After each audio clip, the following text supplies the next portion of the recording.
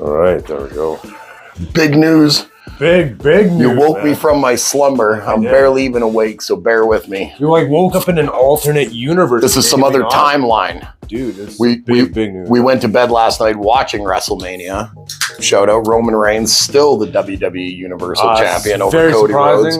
Yeah, I'm surprised they didn't give it to Cody. Me too. But I wonder if it has something to do with the bigger news, and if the company that is now involved in everything kind of wanted Roman to have that title and be the flag bearer going into this next step. This new era. Because he is a lot more known than Cody is. As much as we like Rhodes, and Rhodes has had a hell of a resurgence the last last year in the WWE, but even had a hell of a run in AEW, I thought. Had a better run now as he's come back to WWE. But he's not known mainstream like Roman Reigns is. So Roman Reigns is such a big face. And for such a long time. Yeah, for a long time. So the news. The merger. The WWE and the UFC are becoming one. Are now one company. So one large entertainment conglomerate. Under Endeavor Group. No, that's what you said last time. No, Embracer. Right, Endeavor Group. That's right, 9 billion. They got the WWE for, and it's 12.2 or 12.4 for the UFC. So that's, and it's going to be publicly traded, it sounds like, which the UFC isn't, the WWE is. So there's obviously going to be something going on Wall Street. But I mean, they're both touring companies. They're both major media companies. So they know how to do that. They're used to doing the press conferences. They obviously draw a lot of live fans. So they know how to do all the audience engagement and all that. They are kind of in similar type of industries. If you think of it, they're in a ring, octagon, they're kind of in there, there's two guys, or well, I guess wrestling, there's multiple guys that can come out, but it's almost in the same aspect, the same sport. You're still in a fighting kind of a thing. It is and it isn't. It's still entertainment, I should be. It is and it isn't, right? So it's like, it would be somewhat similar to if the NBA bought Cirque du Soleil.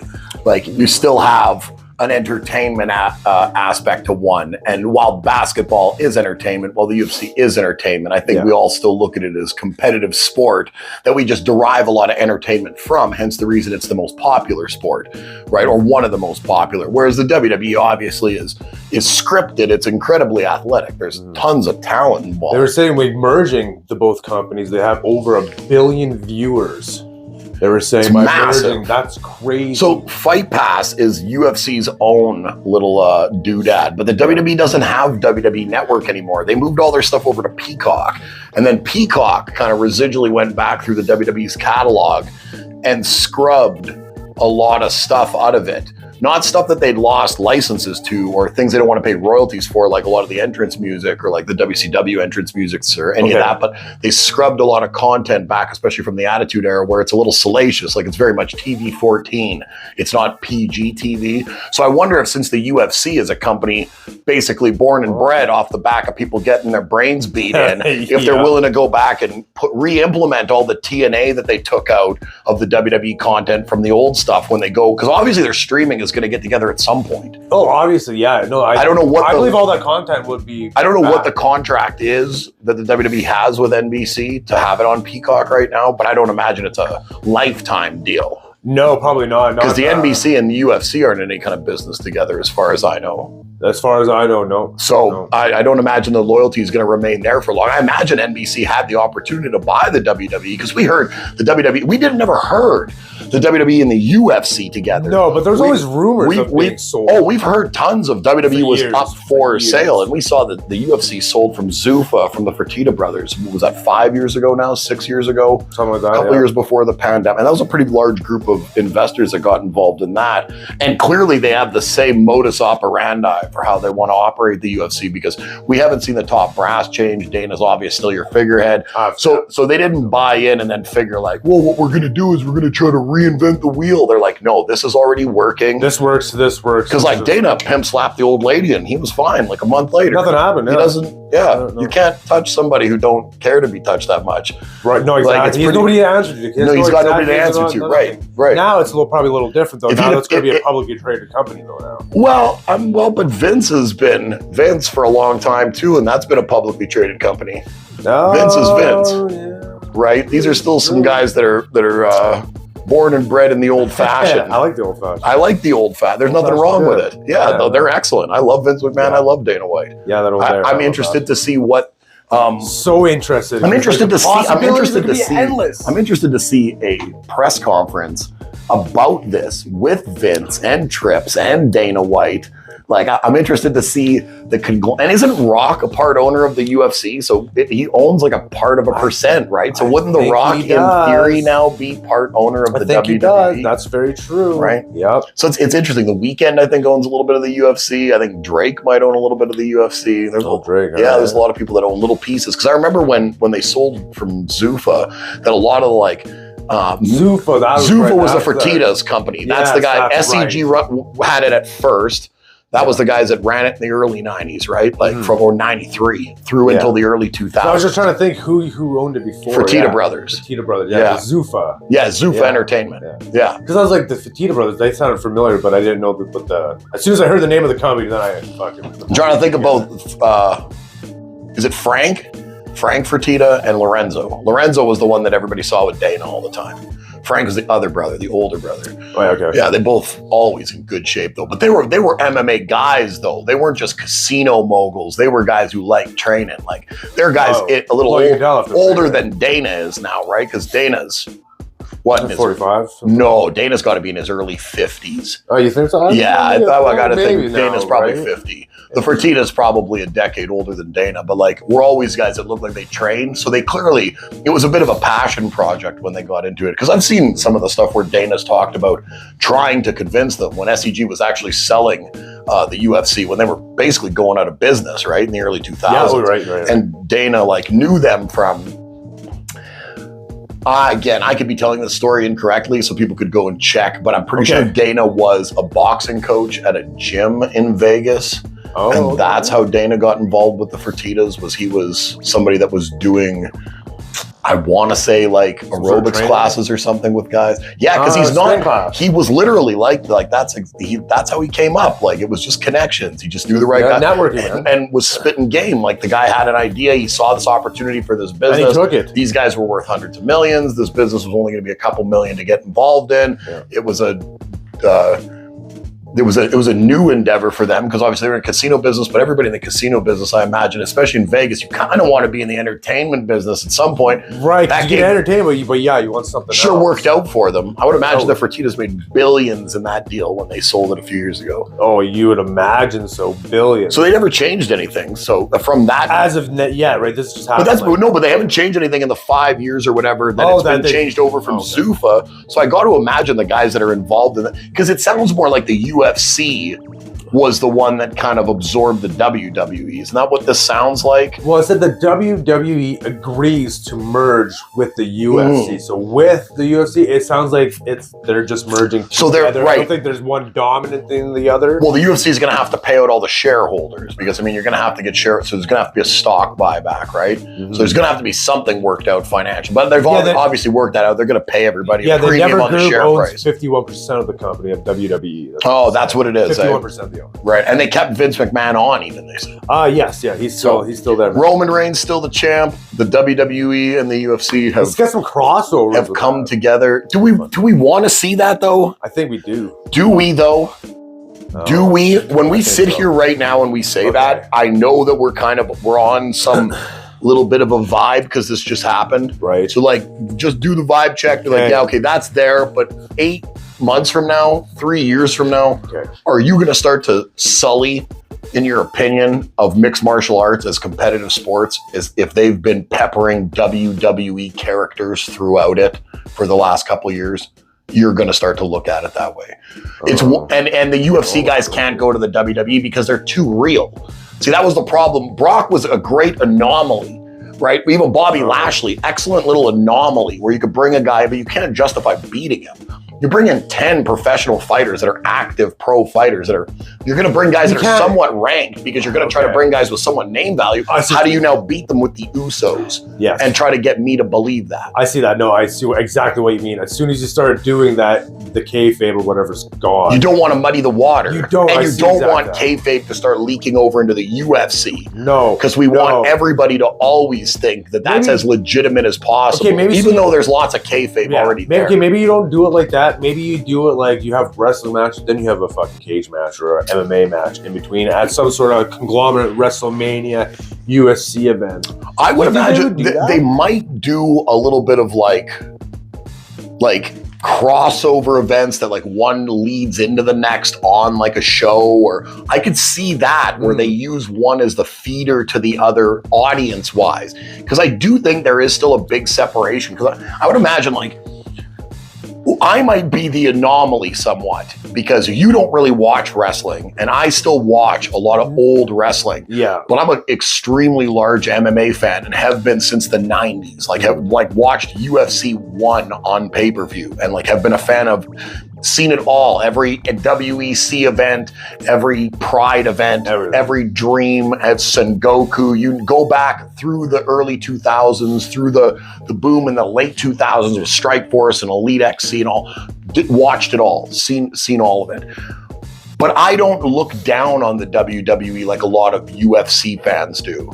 And I think a lot of WWE fans, dorkier ones, the ones that are a little bit more, you know, they are a little intimidated by the brutality, the legitimate brutality, because there's a lot of alpha maleness in the UFC, even more so than wrestling. I would say the realism. I think I think maybe this would be good for both audiences to realize that actually both of these products, while somewhat similar, maybe on its face, they are distinctly unique and they are both really entertaining at their core.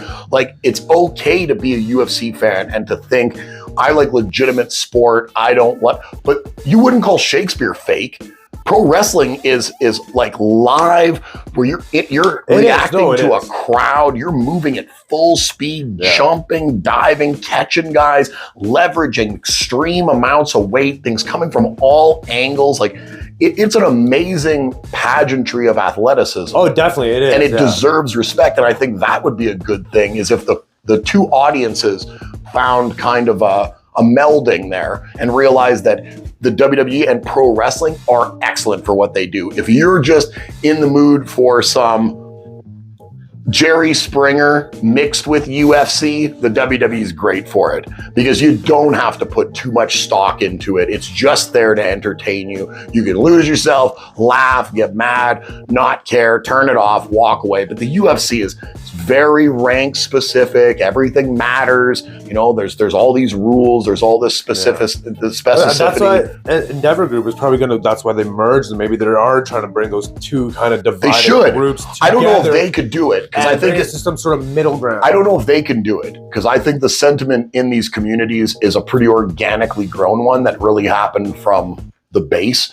Because like I said, I've been there for both of them. I've been there from the advent of, because I'm old as balls, so I've been there from the advent of the internet with wrestling message boards going all the way back to the late 90s, and spoilers for, you know, Monday Night Raw and Nitro and all that stuff. And I've been there for the advent of SureDog and all these other message board sites for MMA. And there is a very large divide between these two communities that don't really, there's a real large divide, especially from the MMA towards the wrestling community. There's a real looking down its nose sort of a thing.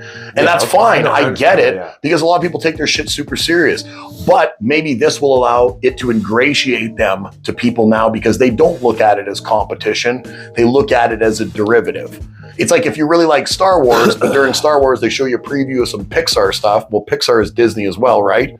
Yes. Right, and you're not into Pixar stuff, but you're into Star Wars, but then before the Star Wars movie, you see a really cool commercial for a Pixar movie, and then you go see it. Because you're like, I like this, the Star Wars guys are good, the same guys do this, or guys related to these guys, same studio, da-da-da-da-da. So I hope that does happen. I hope these fan bases can find common ground and realize that both of these, one sport and one art, are fucking awesome. Well, I think Endeavor Group is going to do it. Awesome. I think they're going to bring it It's together. great. Yeah. Like, I love... Future is bright for the two companies. What does AEW do from here? That's AEW purchased by Bellator in how long? Or PFL. Or PFL. Paramount, right? Because what network are they on? They're not. They're just on. I think they're on YouTube or what? Turner. Turner. Okay. Who you're talking about? AEW. AEW. They're on TNT. They're Turner. Yeah, Yeah, Turner.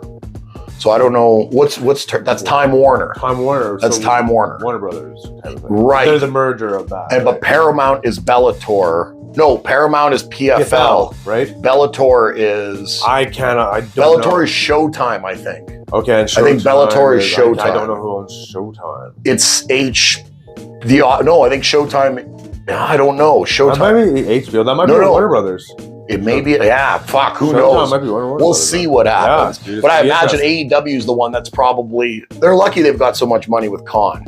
Right. Because, I mean, Bellator's not going anywhere. PFL, obviously, you can see by the amount of money that they have, and we talked about this when we were watching PFL the other night. Yeah. You can see but not just the amount of money that they put out with these fighters with every season, like $6 million in prize money at the end of the year, Right. but that they don't still have the best fighters, that the money's clearly there because they're building for the future. So there's clearly a front-loaded amount of money that's just a write-off. It's a loss-leading department for a much larger media conglomerate, and they're fine with just serving it money until it gets on its feet and it's totally sustainable by itself. Because I would imagine Bellator is somewhat near that level even now. Because Bellator, probably getting there. When Bellator started, like 2010, 2011, Bellator didn't have nobody. Toby Amata, Jorge Masvidal with that Lombard. They didn't have anybody, right? Now, I mean, they've got some decent guys. If Phil Davis is over there, Bader's over there. There's quite a few people. There's quite a few people over there in Bellator. People do choose to make careers out of being Bellator professional fighters rather than going to the UFC, right? It's not always. But Bellator does have some prestige now, definitely. They are the number 2 without Definitely, they're definitely a name that's known. Bellator. But AEW is the number 2 without doubt. But AEW now, they don't have a dance partner. No. And we didn't realize this was going to be a dance because, like, wrestling from ever. Anytime you ever think of professional wrestling, you go back to the territory days, the war in Georgia from the early 1970s, you go through people fighting over any territory. There's been territory wars in the Northeast. There's been territory wars in Texas. There's never been where there was this outside other major player company. It was always wrestling companies against each other. Mm-hmm. And it was always WCW, ECW, the WWE against each other. And maybe they would team up with each other and go up against one of them. But now AEW doesn't have, and this is a dance partner from a whole other stratosphere. Yeah, I know it's going to be a very interesting ride. But Tony Khan's got a lot of money and knows a lot of people. For sure, but the merger... I mean, you got to think the people who own AEW own an NFL team. So, I mean, right? That's still pretty prestigious. That is. But AEW, the move is in your court because you are absolutely the number 2.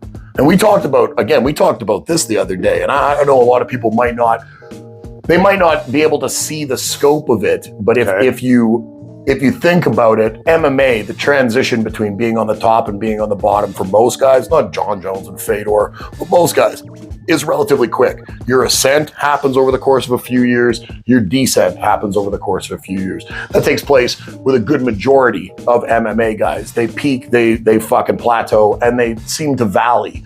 And there's a very very rare occurrence where guys, so you could have Bellator, as long as they've got a lot of prospects in all divisions, in theory, over a fairly small window, get a good amount of market share on the UFC because they could just develop the talent lucky. Because you don't know at 20, the guy at 20 who's going to be what at 25. You can have an idea, but one injury, one setback, or the right training partner, or the right fight, or the right life experience, who knows, can set you on the right or wrong trajectory. So those things could change. So Bellator could become, but there's nothing in AEW's thing that's going to make them the number 1. They don't have where they're all of a sudden going to do, because they don't have a track record of ever being able to develop anybody. No, but with the track record or their gimmicks or anything like that. Would you say they developed MJF, or he came in with that talent and they just took the leash off? With that talent. Would you say that the Young Bucks, Kenny Omega, Adam Page, John Moxley, Chris Jericho, would you say any of them have gotten better in AEW or have gotten actually notably worse compared to their best work in their careers? Probably noticeably worse. AEW better find themselves a dance partner.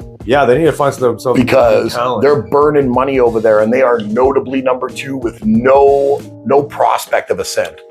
The UFC has their foot on AEW's throat, and the WWE doesn't even have to worry about it now. No. Not that they were worried about it before, but now it's not even a thought. It's not even a thought. No. It's amazing. It's amazing. I never thought we'd wake up and see this. No, like I said, we woke up in a parallel universe, different dimension, time shift, Mandela effect. And people were saying they're worried about. I mean, I guess some of the wrestling fans this morning. It's only been a couple hours since this news came out, but they've been a little worried about jobs, like how many guys are going to maybe get cut. But the UFC runs so many cards.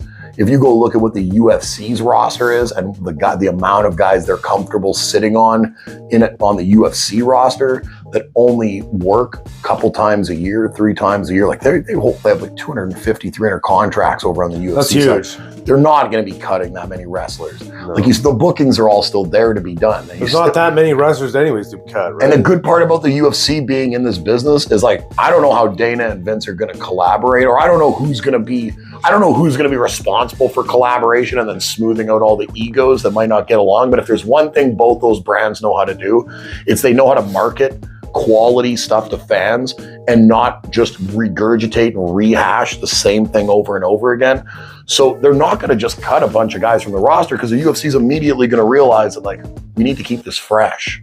And fresh means a good revolving door of talent, not the same. Right. Okay. Well, talent. This company just bought these two big fucking sporting companies. They clearly why would they cut you? They're going to pour more money. Yeah, they clearly have a future plan. They don't. This isn't a purchase and a dissolving. No. This is a purchase and building. This is a merger of 2 big media companies. Like, what was I saying? Well, we talked about this how many months ago?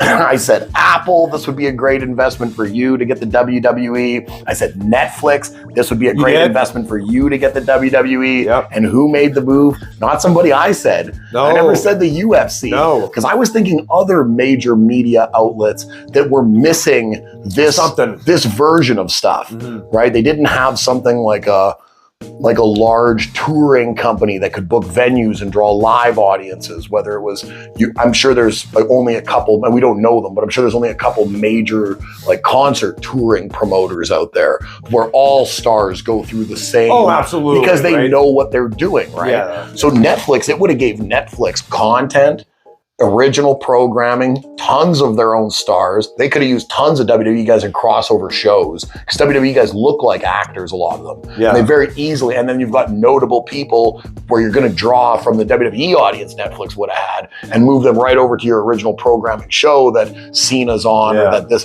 But does Netflix even have $9.8 billion to buy the WWE?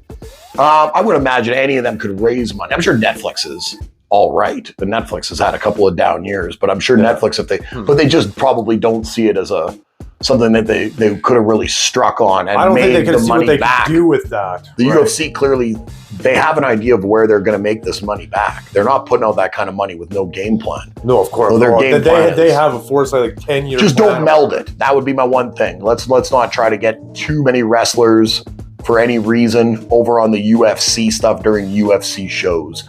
I don't want kayfabe starting to interrupt real combat sports. That's the only scary part that could happen. Like, we already have that. You have like Ultimate Fighter, but you'll have like the WWE guys come in. I bet you're going to have stuff like that. You don't think so? No, I don't think Dana would. I think there's guys in the UFC that wouldn't let that happen. You don't think they would have like a training camp? I think they know there needs to be a separation of church and state. I think the most thing you'll see, and again, this is my opinion, but I think the most thing you'll see is I think there might come a point in time where there's enough guys, or there might already be in professional wrestling, that are interested in the idea of trying to be a mixed martial artist, and you'll see a group of WWE guys, like 12, all go over and do a season of The Ultimate Fighter, where they'll have to train and fight each other, and then 2 guys will maybe fight on an actual, where they I don't earn say their they would way. fight like But UFC fighters at all. But No, don't bring guys over to do pro. I don't want to see the Usos cutting promos on Conor McGregor. You could not see that because that'd be too phony. That's silly. That's really silly. Conor McGregor already cuts promos, but it's silly the way he kind of cuts. And the only way I would bring over a UFC guy into the WWE if he wasn't trying to become a full-time competitor. Let's say like Matt Riddle, who's over in the WWE, got kicked out of the UFC for the weed thing. Let's say Riddle, who wanted to be a full-time WWE guy, and he just full-timer. Then that's fine. Then I think there's an integration process where you can very easily bring that guy over, sure, if they wanted to do it, but don't force it though. But if you're gonna bring an active guy over, I think the only thing you should do is bring them over as an ambassador, as a guest, not as an athlete who's gonna challenge because like you said, you can't have the UFC guy pound the shit out of the fucking WWE and he would, right? Because you can't sell that anymore. He just got his ass kicked.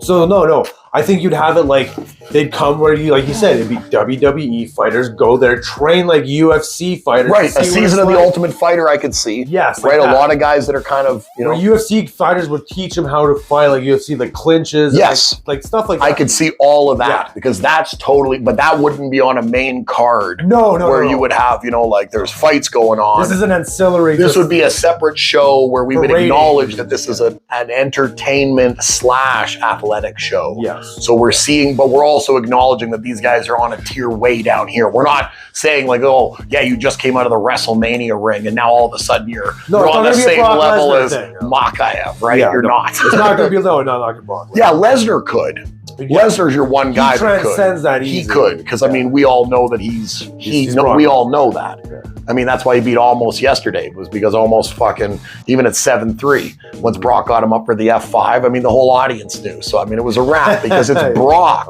And that was another one. People thought Brock was going to lose, right? They thought Almost is going to win. He's this big giant, We talked about this, but no. I told you, what did I tell you yesterday? I said he doesn't have the Andre vibe. He's been around for a couple of years. He's big, but he ain't. Exactly. He's nothing. No. Like, he's big, but nothing. Like, wow, you're big. Like, that's great. You got to put asses in seats. Brock puts asses in seats. He definitely does. And Brock's an animal. So Brock, you could move over, but I think he's too young to do, or too fucking old. Yeah. I'm too fucking old, apparently. Too old to go do the UFC again, right? Yeah. So he's probably not going to, but he could go over there as a credible commentator voice, or something like that. Right, not that I think he ever would, because he's a pretty antisocial person. I don't think he likes to be by himself. He's not going to go do a lot of commentating, I don't imagine. No, probably not. But it's cool, because it brings Brock back into the fold that he belongs in. Yeah. Because he belongs in the WWE's fold, but he also belongs in the UFC. Exactly. And now he's where he really belongs, because Brock is, I mean, in the last generation, he's basically the epitome of both of those sports.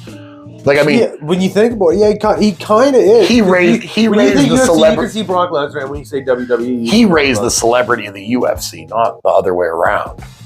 I mean, the UFC.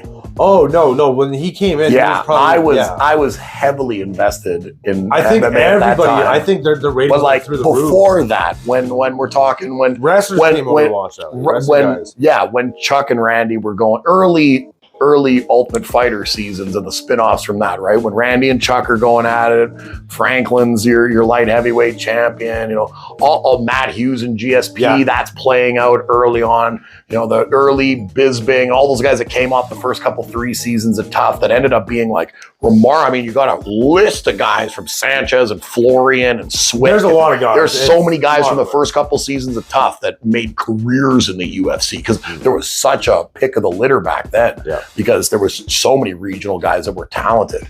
You've got all of that. But when Brock came in, the trajectory went to another level. Yeah. It took off because he was the first character that kind of transcended, and he was larger than life. He wasn't 170 pounds saying this. No, he's a giant. He's a giant gorilla. Yeah. Like, he's the freakiest looking thing that television cameras had seen maybe at that time. Mm-hmm. So a terrifying looking human being. Absolutely. And all that talent and all that bravado.